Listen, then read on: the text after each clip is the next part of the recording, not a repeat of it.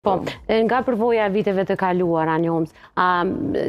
si pas rezultateve që keni nxjerrë në fund, sepse çdo herë nxirren edhe rezultatet prej punimeve, a ka ndikuar festivali që të paktën të rritet edhe vlerësimi, por edhe puna e bizneseve të këtyre kandeve që i përmende, që të janë disa biznese zanate në shuarje, ndoshta për shkak mos investimit ose mos mbështetjes?